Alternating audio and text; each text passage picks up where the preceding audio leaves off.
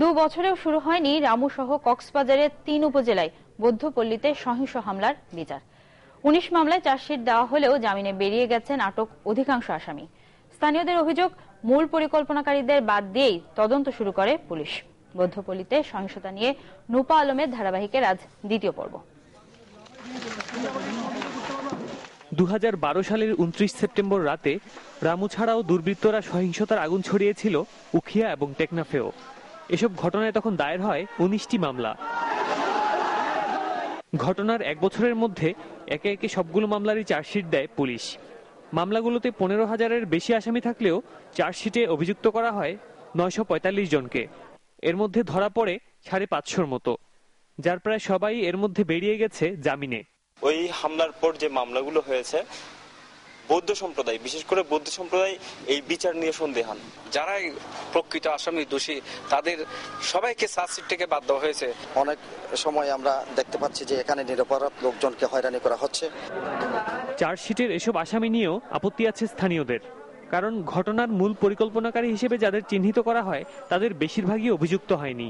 এখনো তাদের কেউ কেউ ঘুরে বেড়াচ্ছে এলাকায়। একজন নিরপরাধ ব্যক্তিও যাতে সেখানে শাস্তির সম্মুখীন না হয়, যদি সেরকম হয় পরে দেখা যাবে এটা হিতে বিপরীত হচ্ছে, আমাদের সম্প্রীতিতে ফাটলটা থেকে যাবে। খারাপ সত্যিকার ঘটিয়েছে, এগুলো লিপিবদ্ধ আছে। আমরা এখান থেকে সত্যিকার একজন লোককে যদি বিচারের আওতায় এনে সত্যিকার বিচার করে তাহলে আমরা বৌদ্ধ সমাজ খুশি হব। তদন্ত নিয়ে আপত্তি জানিয়েছেন অভিযুক্তদের কেউ কেউ। কিছুদিন পর চার্জশিট আসলো, ওইখানে আমার নামটা কে বা কাহারা দিল তা জানি না। অহেতুক হিন্দু হোক, বৌদ্ধ হোক, খ্রিস্টান হোক না কেন, এই ধর্মের উপর আঘাত হওয়া আমরা মর্মাহত।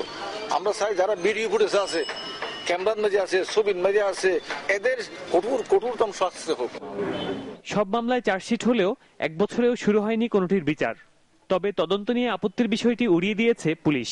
মামলাগুলো ইতোমধ্যে আদালতে চার্জশিট দাখিল করা হয়েছে, সেগুলো বিচারের অপেক্ষায় আছে। বিচারে প্রকৃত দোষীরাই অবশ্যই শাস্তি পাবে। আর যে সমস্ত আসামি এখনো গ্রেপ্তার হয় নাই তাদেরকে গ্রেপ্তারের জন্য পুলিশ তৎপর রহিয়াছে। একইভাবে এ ঘটনার পর স্বরাষ্ট্র মন্ত্রণালয় এবং বিচার বিভাগীয় তদন্তে যাদের চিহ্নিত করা হয়েছে ব্যবস্থা নেওয়া হয়নি তাদের বিরুদ্ধেও। তাই এখানকার মানুষ বলছেন, কেবল ক্ষতিগ্রস্ত এলাকায় উন্নয়ন হলেই ক্ষত সারবে না। প্রকৃত দায়ীরা শাস্তি না পেলে এ ঘটনার রেশ রয়ে যাবে বহুদিন। Desk report, channel 24।